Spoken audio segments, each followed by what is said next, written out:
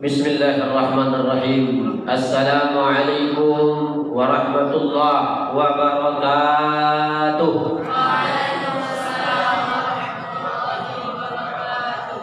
Alhamdulillah, alhamdulillahil malikil malakut wal jabbari zil jabarut, wassalatu wassalamu ala sayyidil wujud al-habibil yakut wa ala alihi wa ashabihi wa man tabi'ahum bi ihsan hatta ila ba'dal maut. Amma ba'd. Yang saya muliakan pengurus Masjid Babus Salam beserta jajarannya, tokoh masyarakat, alim ulama, cerdik pandai, wabil khusus barisan kaum bapak, kaum ibu, insyaallah kita ini termasuk hamba-hamba yang dimulakan Allah Subhanahu wa taala. Karena saya ini bapak ibu, ini kampak bukan sembarang kampak, ini kampaknya dari Sibuan. Nah, ini Batak bukan sembarang Batak, ini Bataknya Hasibuan. Jadi saya itu HSB. Disingkat HSB itu harus suara besar. Ya, tanpa mic pun bisa sebenarnya ceramah. Ya, tanpa mic pun insya Allah bisa ceramah. Insya Allah. Kita bersyukur seindah kata kepada Allah Subhanahu wa taala dan ucapan alhamdulillah. Berselawat atas junjungan alam siang dan malam, mengucapkan Allahumma salli ala sayyidina Muhammad wa ala ali sayyidina Muhammad. Kalau saya beli bibit kacang panjang biasanya di tokohnya Ibu Rina. Ceramah rohani sekarang tak boleh terlalu panjang karena masih suasana corona. Anda boleh panjang-panjang lah. Insyaallah 15 menit, palinglah nanti korupsi 5 menit, 20 menit lah paling lama. Ya Bu ya? Karena kacang panjang campur gula, ceramah tak boleh terlalu panjang nanti kena gelar kilo. Nah, itu Ustaz Sibuan kilo lebih setengah jam. Nah, insyaallah tak sampai setengah jam. Bapak Ibu yang dimuliakan Allah Subhanahu wa taala. Ada seorang ulama besar yang sudah saya sering sampaikan di beberapa masjid yang bernama Al-Imam Ali Ad-Daqaq rahimahullah taala alaih. Beliau ini ulama besar yang hidup pada 4 Hijriah, meninggal pada tahun 402 Hijriah. Perkataan beliau ini sering dinukil oleh ulama besar semisal Imam Nawawi, semisal Imam Al-Ghazali rahimahullah, yang bahkan perkataan ini banyak perkataan beliau yang terkenal dinukil oleh para ulama ahli sunnah wal jamaah yang mungkin sering didengar oleh bapak ibu. Itulah perkataannya, al-mutakallimu bil batil, orang yang bicara kalau setiap hari bicaranya batil, itu syaitanun natik, adalah pada hakikatnya setan yang bicara. Nah, ini juga as-syaitan yajri rendah. Biasanya setan itu mengalir melalui aliran darah. Sekarang as-syaitan yajri ala mikrofon. Nah, setan pun sekarang mengalir melalui mikrofon. Itu pula hebatnya ini apa ini? Godaan kebaikan ini. Baru sambung lagi, as-sakitu anil haq syaitanun akhras. Orang yang diam ketika kebenaran direndahkan, ketika agama dihinakan, kata beliau syaitanun akhras, setan bisu. Nah, ini perkataan beliau yang masuk. Tapi kita ingin menyampaikan perkataan beliau yang disebut dalam kitab Tazkirah Al-Qurtubi, mukhtasarnya yang disarang oleh Al-Imam Abdul Wahab As-Sa'rani. Beliau menyebutkan bapak ibu yang Allah Subhanahu wa taala mudah mengingatnya. Ada 3 kemuliaan hamba Allah, umat Rasul yang senantiasa mengingat-ingat akan kematian. Nah, ini di detik-detik terakhir ini bicara mati dulu, mengingat mati. Ya Pak ya? Ya Ibu, mengingat mati. Kemuliaan kata Imam Ali Ad-Daqaq, orang yang senantiasa mengingat mati. Mengingat mati bukan berarti meninggalkan kehidupan dunia, tidak. Kita tetap cari dunia, semangat mencari dunia. Tapi dunia itu tidak lain tidak bukan tujuan, tapi hanya sebagai wasilah. Bahwa dunia itu hanyalah sampainya, ij'alud dunya fi aidikum, dunia hanya sampai di tangan orang beriman. Wala taj'alud dunya fi qulubikum, dan dunia bukan tujuan orang-orang beriman. Bahkan dunia tidak sampai ke hati orang-orang yang beriman. Lalu kita mengingat kematian itu bukan perintah Ustaz, Nabi. Dalam kitab Sunan Tirmizi, riwayat Abu Hurairah, yang mana kata Nabi, aksiru zikra hadimil lazzat, perbanyaklah mengingat-ingat yang memutuskan kelezatan. Dalam kitab Tanqihul Qaul Al-Hasis diulang-ulang lagi, al-maut, al-maut, al-maut, mati. Lalu apa kemuliaan Ustaz? Baik yang muda, baik yang tua, kalau banyak mengingat-ingat akan kematian. Yang pertama kata beliau, man aksara zikral maut, siapa orang yang banyak mengingat-ingat akan kematian, kata Imam Ali Ad-Daqaq, ukrima bisalasah, dimuliakan 3 kemuliaan. Pertama, ta'jilul taubati qabla al-maut. Ya Allah, tanamkan saudara bertobat sebelum ajal menjemput.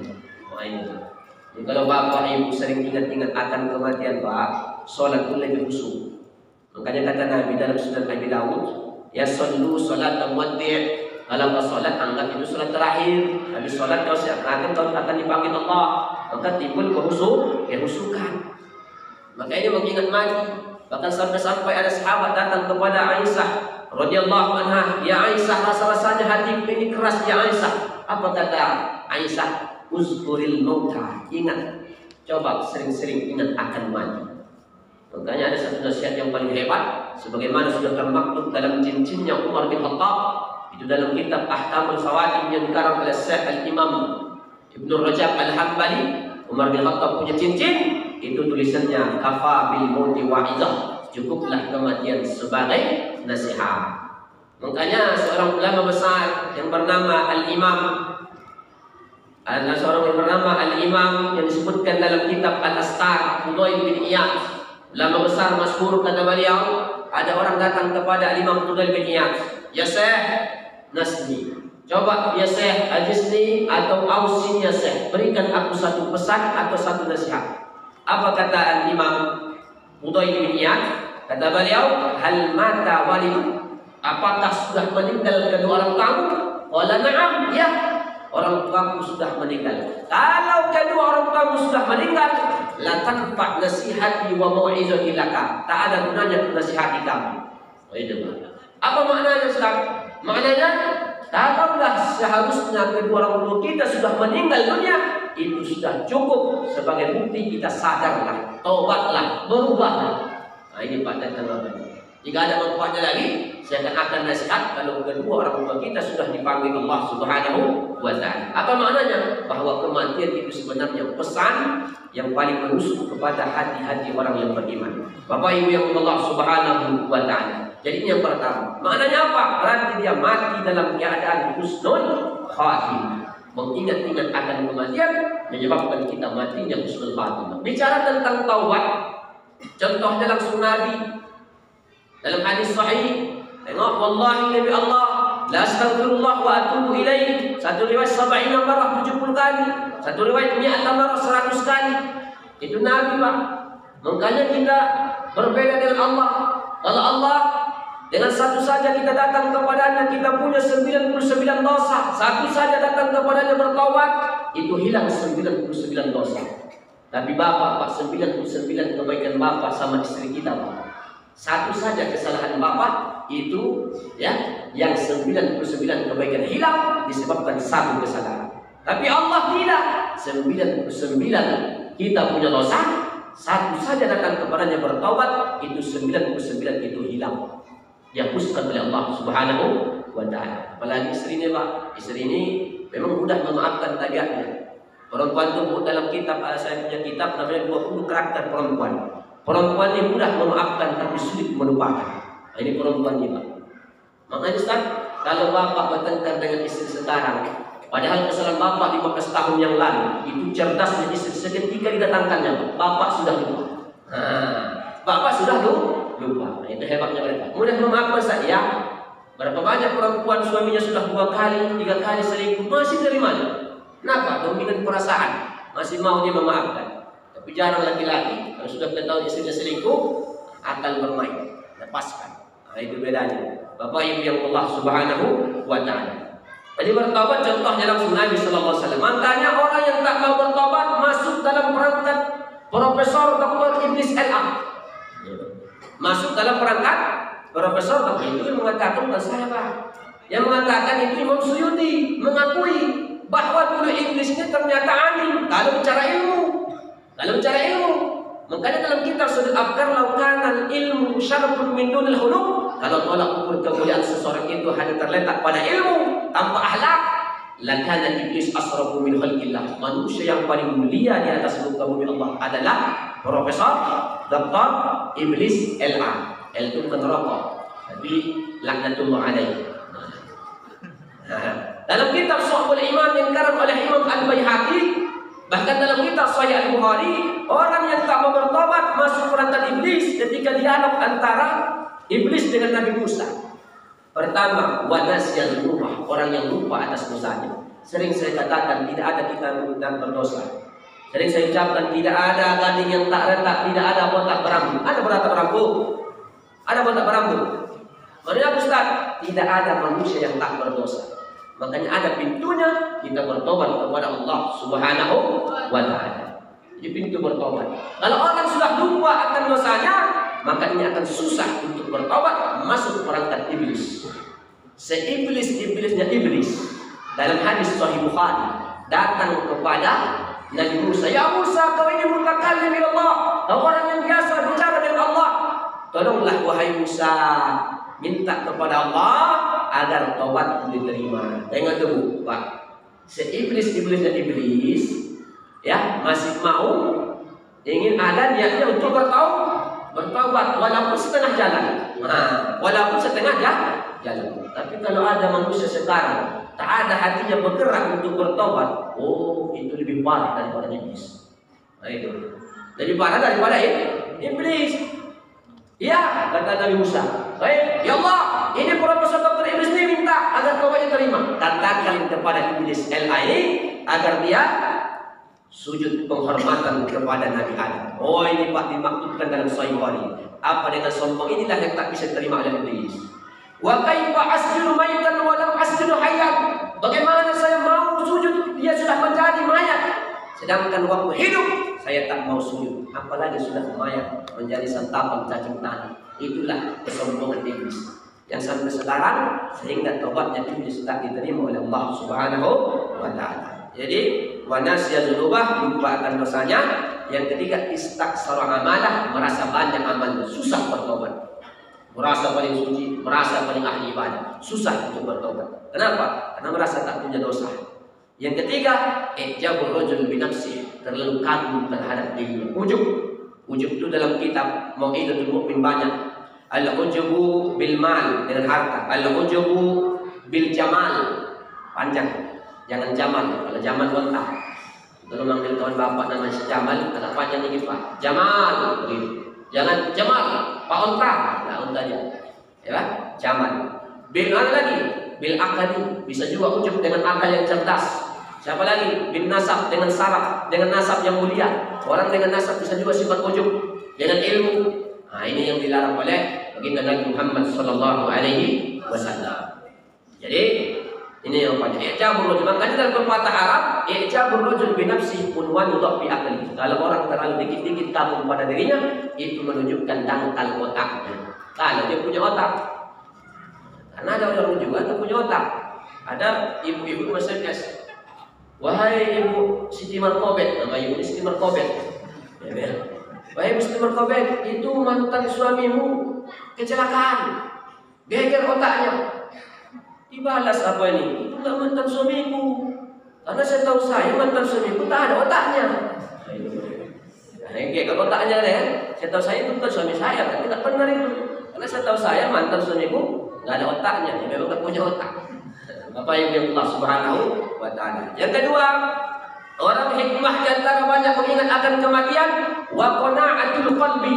Allah lapangkan dadanya. Mana sebesar apapun musibah, dia bisa menghadapinya. Apa sebesar musibah? Kata Imam Suyuti dalam kitab Tanqihul Qaul, disebutkan bahwa a'zamul musibah al-maut. Sebesar-besar musibah adalah kematian. Mana apa? Kalau datang musibah itu dia paham ayat Allah. Inna lillahi wa inna ilaihi raji'un. Kadang mau gampang kita ucapkan sama orang, tapi ketika mau itu menimpa mungkin anak kita, istri kita payah. Kecuali suami SCN, suami celaka. Ibu, ada juga suami celaka. Itu mengatakan Syekh Al-Imam Abu Bakrah dalam Hasyiah Al-Mujarrid. Ada suami ibu, makanya jangan semua 100% percaya. Jadi itu juga ibu-ibu ini. Ada suami ini, ya, mautu zaujati, kata beliau, husnul sa'ah di zauj. Meninggalnya seorang istri hanya kesedihan sesaat bagi suami. Ada bu, ini namanya SCN, suami celaka. Mata kanan menangis, mata kiri melirik-lirik. Mana besok mau dipinang itu? Mana biasa ada juga BCL, bini celako. Bini celako, SCL, SC suami celako, ACL anak celako. Komplitlah semuanya. Kalau berkumpul tiga-tiganya berarti KCL, keluarga celako semua. Belanda celaka. Nggak mungkin saya bahas ini ciri-ciri bini celako. Ada 4 dalam hadis Nabi ciri-ciri bini celako. Nah, ini bukan pembahasan kita. Ada 4 ciri-ciri bini celako dan suami celaka. Bapak Ibu yang Allah Subhanahu wa Ta'ala. Walaupun kematian itu bukanlah sesuatu yang mengerikan bagi orang beriman. Makanya level-level para sahabat seperti Bilal. Ya Bilal, kaifa ra'yukum bil maut? Bagaimana pendapatmu kalau kau mati sekarang? Marhaban bil maut. Selamat datang kematian. Kalau bisa cepat. Itu bedanya dengan kita, Pak. Kalau kita ditanya sekarang, Bu, Pak, siap mati sekarang? Siap, Bu? Hah? Itu beda. Kalau Bilal, kalau kita kan marhaban ya Ramadan. Lapang dada kita. Datangnya bulan suci Ramadan. Ada orang sebagian kita nggak lapang dadanya. Asal masuk bulan Ramadan sempit hatinya. Tak bisa lagi Pak Ustaz minum kopi di pagi hari. Tak bisa lagi Pak Ustaz merokok di Samsu di siang hari Pak Ustaz. Makanya ada orang bapak-bapak karena terlalu ya berat merokoknya, Pak. Ya. Kalau kita kan Allahumma lakasum doanya. Kalau bapak ini enggak, Allahumma lakal Samsu. Itu sudah dia. Allahumma lakal Samsu wal ardas wal marbu segala macam. Nah itu benar. Jangan lupa terlepas haram dan makruhnya, dudukan dulu walau bijur'atil ma', walaupun hanya cangkir air. Ya kalau sudah nanti habis minum makan barulah rotaklah situ kata orang Medan. Baru hantam ya. Kalau pakai pendapat yang makruh. Jangan dudukan. Ada orang rokok dulu deh, Pak. Allahumma lakal di Samsu. Bapak Ibu Allah Subhanahu wa Ta'ala. Yang ketiga yang terakhir, orang yang sering mengingat akan mati, Allah berikan kemuliaan, yaitu wan nasatu bil ibadah, semangat dalam beribadah. Sebagaimana ulama-ulama salaf itu, apalagi lah sudah detik-detik terakhir. Jadi diupah di Basrah dulu. Ulama salaf, kalau kita bukan salaf tapi silap. Jadi kita silap bukan salaf. Ulama salaf dulu, Pak, 10 terakhir masjid makin full. Kalau kita kan tidak. Etika itu makin berpindah ke mall, di mana beberapa tempat.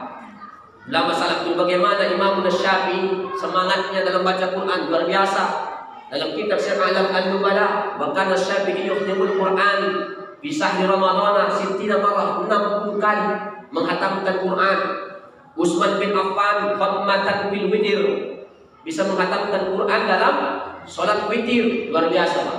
Imam Ahmad bin Hanbal ya yang luar biasa, bahkan Imam Sufyan Ats-Tsauri di Ramadan mereka salat malam, Pak, itu kalau selesai salat Imam Sufyan Ats-Tsauri naikkan kakinya ke atas dinding, kepala di bawah, kaki di atas, kepala di bawah. Kenapa? Darah turun bahkan kakinya bengkak. Kalau kita kan tidak sampai ya bengkak ya, karena kita sudah bengkak duluan baru salat. Asam urat, penyakit segala macam. Tapi begitulah semangat mereka dalam beribadah. Makanya wakana Imam Ahmad izadah hala Ramadan, kalau sudah masuk bulan Ramadan, wa yaqulu berkata aja sahur Quran, ini bulan Quran. Wakana Imam Malik, kalau ada Imam Malik izadah hala Ramadan, kalau sudah masuk bulan Ramadan, lam yukti wa lam yadrus, tidak mengajar hadis, tidak lagi memberi fatwa. Dia mengatakan aja sahur Quran, ini bulan Quran. Jadi rasa semangat inilah nanti yang kita bawa di luar Ramadan. Yang biasa kita mengaji, walaupun mungkin tak hatam, tapi paling tidak di luar Ramadan, nilai-nilai yang kita tanam di Ramadan ini masih terbawa walaupun hanya selembar 3 ayat di luar bulan suci Ramadan. Itulah maknanya bernilailah Ramadan. Hingga kita tak masuk dalam doa malaikat Jibril yang celakalah iman adraka Ramadan walam yufarlah. Berjumpa dengan bulan suci Ramadan namun tidak menyebabkan ampunan Allah Subhanahu wa Ta'ala. Sudah pas 20 menit. 3 ini saja mungkin Bapak Ibu hikmah di antara orang-orang yang banyak mengingat-ingat akan kematian. Saya enggak mau dipanggil nanti Ustaz Ilu. Konsisten 20 menit paling lama atau 15 menit karena begitu SMS-nya. Harus konsisten karena Ustaz ini ada juga korupsi waktu. Walaupun dia ada ceramah berpahala. Tapi kan namanya pengajian ini ada setannya. Dalam hadis doa ini ada setannya.